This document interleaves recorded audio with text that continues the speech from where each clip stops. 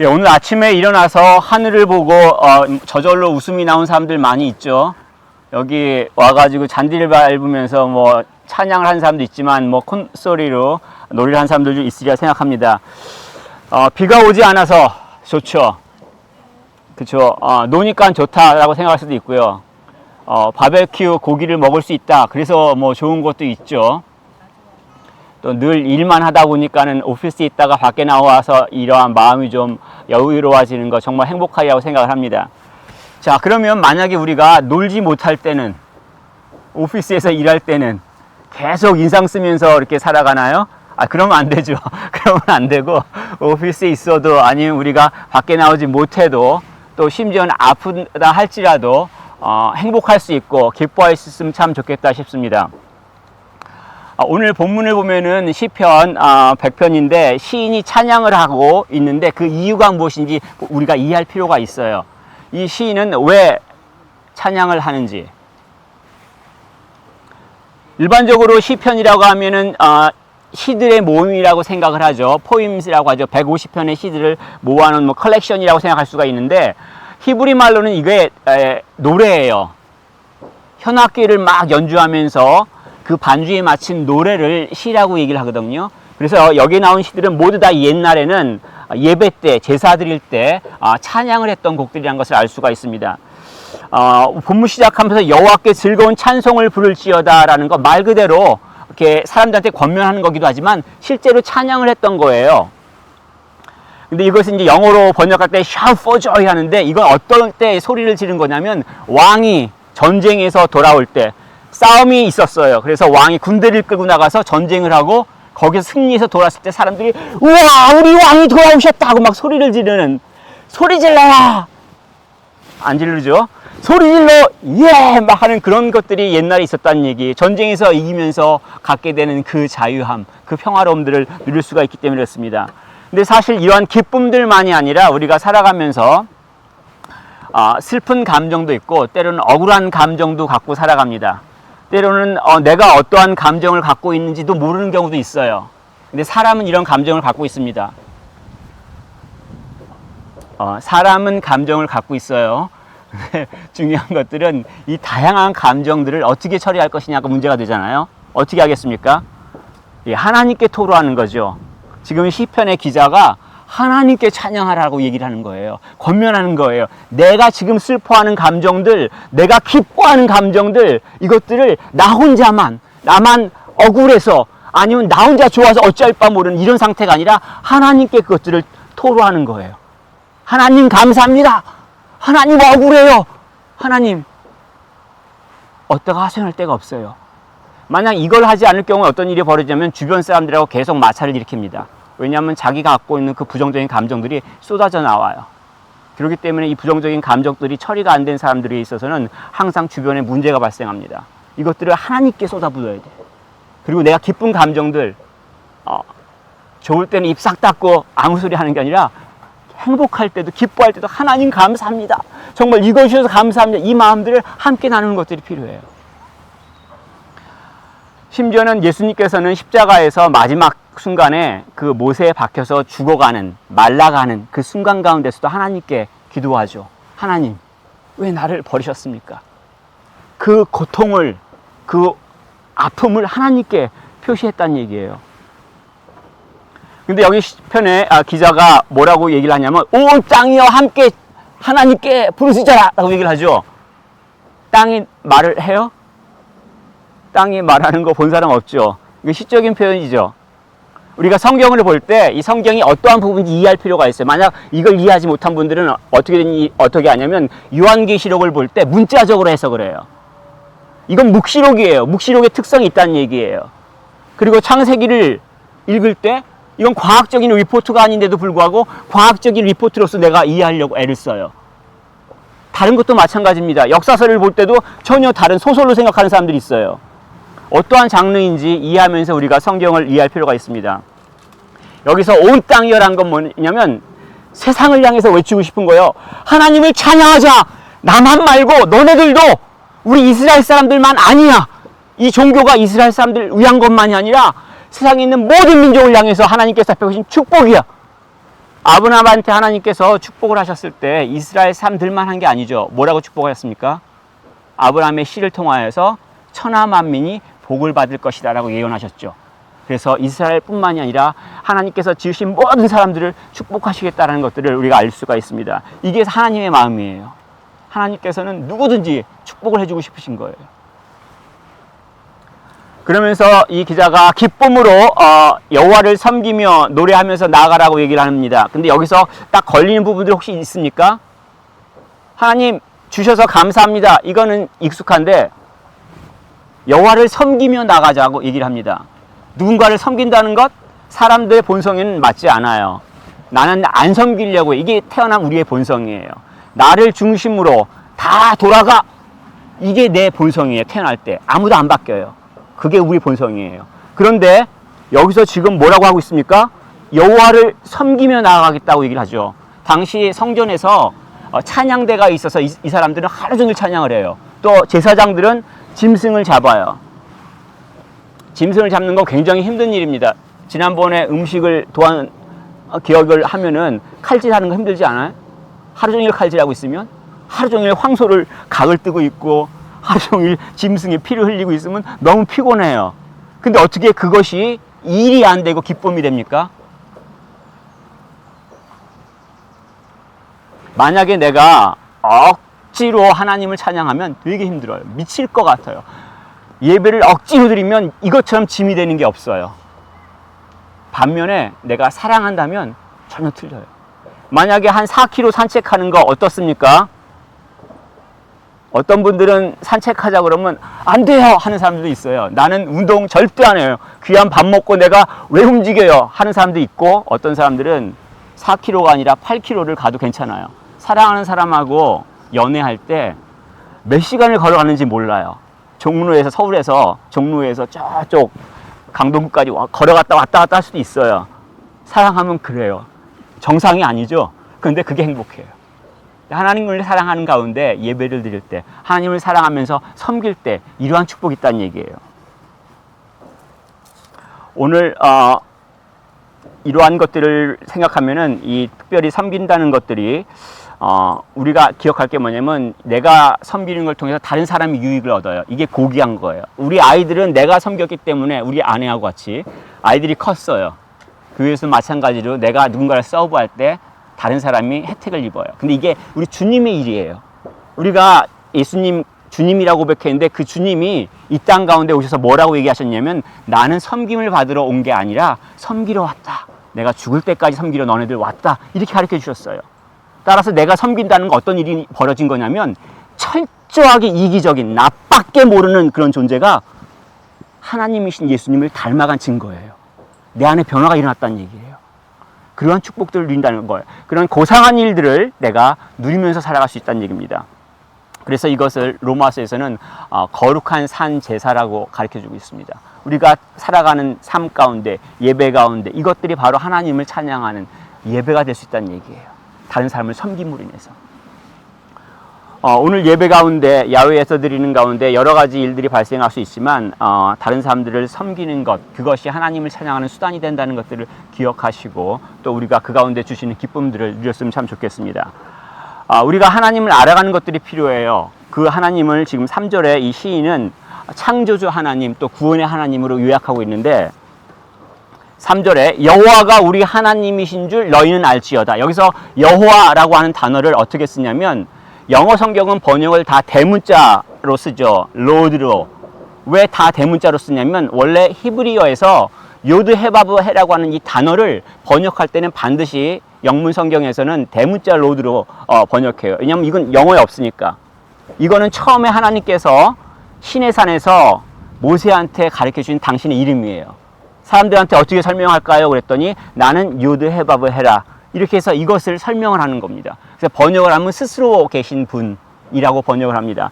이 얘기는 뭐냐면, 하나님 말고는 스스로 있는 존재가 아니에요. 다시 말하자면 하나님 말고는 다 가짜란 얘기예요. 내가 만든, 나무로 만든 신은 가짜예요. 내가 만들었잖아요. 금으로 만들면 비싸다고? 가짜예요. 내 생각으로 만든 거, 나 이러면 행복할 것 같아, 우리 집에 금으로 쫙 쌓아놓으면 행복하겠지, 가짜란 얘기예요. 이 생각이. 내가 집을 사두면 행복하겠지. 가짜란 얘기예요. 이걸 통해서 우리는 진짜 행복을 누릴 수 없어요. 오늘 같은 경우 돼지고기를 잘 익혀서 내가 제일 먼저 먹으면 맛있겠지. 가짜 생각이에요. 그거를 나눠서 먹을 경우에 다른 기쁨이 있다는 것을 경험하게 될 겁니다. 본문에서 알지오다라고 얘기를 하잖아요. 히브리어 야다라는 단어를 번역한 건데, 안다라고 하는 것들은 우리가 어떠한 지성을 이용해서 이해하는 것을 말하기도 하지만, 또 다른 이 야다의 뜻은 뭐냐면 관계, 친밀한 관계를 뜻해요. 나랑 아주 친밀해서 둘이 아니라 하나야. 너 안에 내가 있고 내가 안에 너가 있어. 이 하나라고 된 걸 야다라고 얘기해요. 또 이 히브리어에서 이 세 번째 야다 용법을 어떻게 쓰냐면 돌보는 것을 야다라고 얘기합니다. Take care of someone을 갖다가 야다라고 히브리어에서는 말하고 있어요. 이거는 우리가 복음을 안다, 우리가 뭐 하나님을 안다, 난 믿는다 라고 할 때 그 안다, 믿는다 이 개념이 지성적인 것에 멈추지 않는다는 얘기예요. 진짜 그리스도인은 이거 지성적에서 멈추지 않고 하나님과의 친밀함을 누려요. 내가 하나님을 섬김으로, 내가 다른 사람을 섬김으로 그 가운데 주시는 기쁨들을 누리면서 살아간다는 얘기예요. 이것이 하나님께서 복을 주시길 원합니다. 하나님께서 우리에게 필요한 것들을 허락하시는데 생명을 주시고, 또 우리가 필요한 먹을 것, 또 우리에게 갖고 있는 기쁨들을 주세요. 3절에 보면은 그는 우리를 지으신 이요 우리는 그의 것이니 그의 백성이요 그의 기르시는 양이로다. 뭐든지 주신다는 얘기예요. 생명을 당연히 주셨으니까 만들어 놓고 손 떼고 있지 않아요. 우리들의 필요한 것들을 주세요. 그리고 우리가 인생을 살아가면서 행복할 수 있는 그 기쁨도 주세요. 그래서 다윗은 뭐라고 고백하냐면 여호와는 나의 목자시니 내게 부족함이 없다라고 고백을 하죠. 심지어는 내가 죄를 지어서 망했을 때, 인생을 살다 보면 어떤 사람들은 잘못하는 것들을 하나님께서 막으셨는데도 불구하고 계속 잘못을 해요. 그럼 완전히 망해가지고 그 비참한 상태에 있습니다. 그러니까 감정도 비참한 상태고, 어떤 재정적인 것도 그럴 수 있고, 건강이 그럴 수도 있고 그렇습니다. 그건 뭐 나중에는 우리의 영혼이 지옥에 가서 떨어져 있죠. 그런데 하나님께서는 당신에게 속한 자들은 그 상태가 돼도 구하신다고 가르쳐 주세요. 이스라엘 백성이 우상을 섬기고 나라가 망할 것이라고 이사야 선지자를 통해서 예언하셨는데, 그 망한 이후에 하나님께서 뭐라고 말씀하시냐면 이렇게 예언하셨어요. 이스라엘아, 너를 지으신 이가 말씀하시느니라. 너는 두려워하지 말라. 내가 너를 구속하였고 내가 너를 지명하여 불렀나니 너는 내 것이라. 하나님께서 죄로 인해서 망한 자들이 할지라도 당신의 백성은 구하신다는 얘기예요. 이것들을 어떻게 하셨어요? 이 땅 가운데 예수님이 오신 이유가 그거예요. 예수님이 뭐라고 하셨냐면 이 땅에 오셔서 나는 선한 목자다, I'm a good shepherd라고 말씀하셨죠. 그리고 뭐라고 얘기했어요? 나는 잃어버린 양을 구하러 왔다. 이 땅에 오신 이유를 가르쳐 주신 거예요. 그러니 찬송과 감사를 하는 이유가 어디에 있냐면 그 하나님의 선하심 때문에 감사를 합니다. 4절에 보면 감사함으로, 찬송함으로 이렇게 얘기하죠. 누군가 나한테 베푼 것이 있으니까 내 마음이 행복한 거예요. 누가복음 17장에 보면은 예수님께서 10명의 문둥병자를 고쳐 주셨어요. 근데 그 중에 한 명, 사마리안, 이방인이라고 하는 사마리안이 막 다시 돌아와서 예수님 감사합니다 라고 얘기를 하죠. 왜냐하면 자기를 고쳐 주셨으니까. 이것을 유카리스토우라고 하는 헬라어를 사용해서 씁니다. 감사, 영어로 그대로 그냥 thank you예요. 근데 이 감사함으로 어디로 들어가냐면, 이 감사함이 어디에서 일어나냐면 그의 문에 들어가며 그의 궁정에 들어가서 이 감사함들, 찬양을 드리죠. 바로 성전 안 마당들을 말합니다. 템플에 있는 그 마당들, 코트에 어떤 일이 벌어지냐면 제사를 지내요. 짐승을 죽이고 불에 태우고 하나님께 기도하고. 무슨 얘기냐면 여기서 죄의 용서가 이루어지는 거예요. 하나님 앞에 나아가서 죄의 용서를 받으니 내가 감사한 거예요. 나를 짓누르고 있던 그 문제가 해결된 거예요. 앞으로 장차 오게 될 내가 피할 수 없는 그 처벌조차도 해결됐기 때문에 내가 감사한 거예요.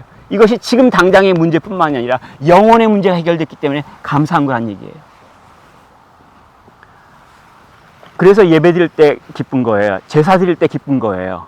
그 죄 문제가 해결됐기 때문에. 만약 이 죄 문제가 해결되지 않으면 예배 드릴 때 기쁘지 않아요. 힘들 수 있어요. 왜 드리는가? 그럴 수 있어요. 근데 목숨을 걸고라도 자기 인생을 희생해서라도 예배를 드리고자 하는 자들은 그러한 죄 문제가 해결됐기 때문에 감사해서 드리는 거예요. 물론 어떤 사람들은 그게 축복이 아니에요. 좋은 학교 가는 게 그게 제일 큰 축복이에요. 아니면 돈 버는 게 제일 큰 축복이에요. 아니면 그 돈을 벌어서 밀리언 파운드 하는 집을 사는 게 축복이에요. 그렇게 생각할 수 있습니다. 예, 그렇게 생각하셔도 돼요. 근데 예수님께서 이 땅 가운데 오셔가지고 팔복을 가르쳐 주셨잖아요. 비아티튜스라고 하는 것. 진짜 복 있는 사람이 누군지 가르쳐 주신 거잖아요. 이 땅에 우리가 살아가면서 어떠할 때 가장 기쁜지, 어떠할 때 가장 행복한지 하나님이 직접 오셔서 가르쳐 주셨어요. 그것 때문에 행복한 게 아니야. 요약하면 어떻게 되죠? 하나님과 함께해서, 하나님을 사랑해서, 그래서 행복한 거예요. 당연한 거 아니에요?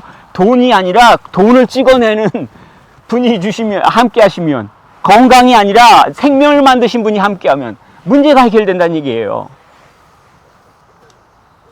그래서 시인이 찬양과 감사를 합니다. 5절에 여호와는 선하시니 그의 인자하심이 영원하고 그의 성실하심이 대대에 이르리로다. 하나님께서 선하시기 때문에 감사하는 거예요. 하나님께서 인자하시기 때문에 감사한 거예요. 하나님께서 성실하시기 때문에 감사한 거예요. 우리 사람들한테 이런 것들 찾아보기가 힘들어요. 우리는 흉내를 내는 건데, 예를 들어서 이 선하시다는 것은 하나님께서 자비하시다는 거예요. 사랑이라시는 얘기예요. 그리고 인자하시다는 거는 죄를 지었으면 바로 그냥 처벌하시지 않고 용서하기를 원하신다는 얘기예요. 성실하시다는 얘기는 뭐냐면 하나님께서 하신 말씀을 반드시 지키신다는 얘기예요. 근데 이것이 언제 일어났어요? 하나님의 그 자비하심, 하나님의 그 성실함이 언제 완성됐어요? 예수님께서 이 땅 가운데 오셔서 십자가에 죽으셨을 때 우린 거기서 하나님이 자비하신 것을 받고 하나님께서 성실하시다는 것을 우린 볼 수가 있는 거예요.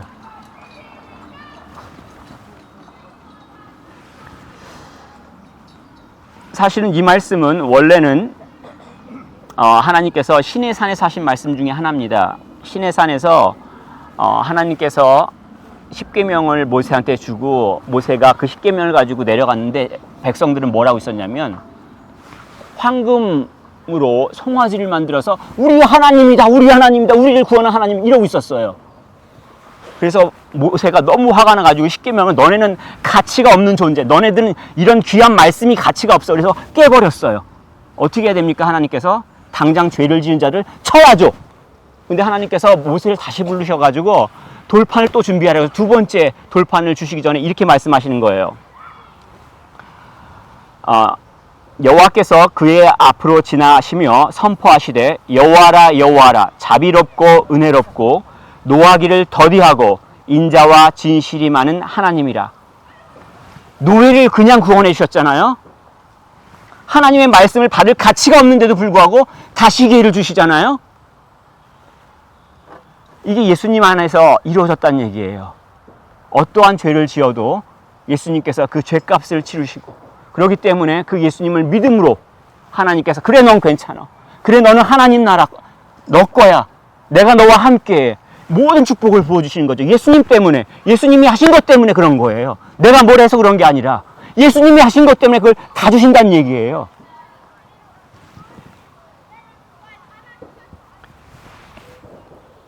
이 예수님이 죽으심을 우리가 기억할 필요가 있는데, 예수님께서 유월절 만찬 때 그 감사를 하셨어요. 축사하시고 이것을 행하여 마실 때마다 나를 기념하라 하셨으니, 여기서 축사가 뭐냐면 감사 기도했다는 얘기입니다. 근데 이걸 헬라어로 아까 사용했던 단어 유카리스테오라고 하는 단어하고 똑같은 단어예요. 여기서 어떠한 단어가 나오냐면 성찬을 뭐라고 합니까? 영어로 커뮤니언, 홀리 커뮤니언이라고도 말하고, 좀 어려운 단어를 쓰는 사람들은 유카리스트라는 단어를 써요. 예, 헬라어에서 온 단어거든요. 땡스기빙이에요, 말 자체가. 주님께서 우리한테 주셨기 때문에 그 생명을, 내가 그 생명으로 살아갑니다. 그래서 우리가 유카리스트, 우리가 성찬을 참여하는 거예요. 우리의 죄 문제가 예수님 때문에 해결됐다는 얘기예요. 하나님 나라가 나한테 그냥 주어졌다는 얘기예요. 예수님 때문에. 다른 길은 없어요. 그래서 찬양하는 이유가 뭡니까? 감사하는 이유가 뭡니까? 지금 내가 갖고 있지 못해요. 난 찬양 못해요. 지금 나는 건강하지 못해요. 지금 난 싸우고 왔어요. 그래서 감사할 수가 없어요. 라고 말할 수 있지만, 나 망해서 다른 나라의 노예가 되고 평생 일하다가 그 나라에서 죽을 수 있어도 그 하나님의 자비하심, 성실하심, 예수님께서 하신 것 때문에 내가 감사할 수 있는 거예요. 그래서 우리가 그 예수님의 죽으심에 집중하는 것들이 필요합니다. 시인이 시편 100편을 통해서 찬양하는 이유가 하나님 때문이죠. 하나님께서 창조를 하셨고 하나님께서 구원을 하셨기 때문에 그렇습니다. 이것이 예수 그리스도를 통해서 증명이 됐습니다. 그렇기 때문에 어떤 일이 벌어졌냐면 교회가 시작됐어요. 어떤 분들은 오늘 기분 좋죠. 왜요? 비가 안 와서, 바베큐 고기를 먹어서, 아니면 놀아서 좋을 수 있어요. 그 기쁨과 비교할 수 없는 기쁨이 있어요. 내가 고기를 못 먹어도, 내가 이런 곳에 있지 않더라도, 내가 고통 가운데 있다 할지라도, 내가 심지어는 억울하다 할지라도 누리는 기쁨들이 있어요. 이 기쁨을 하나님께서는 당신을 믿고 다른 자들한테 주시기를 원하는 거예요.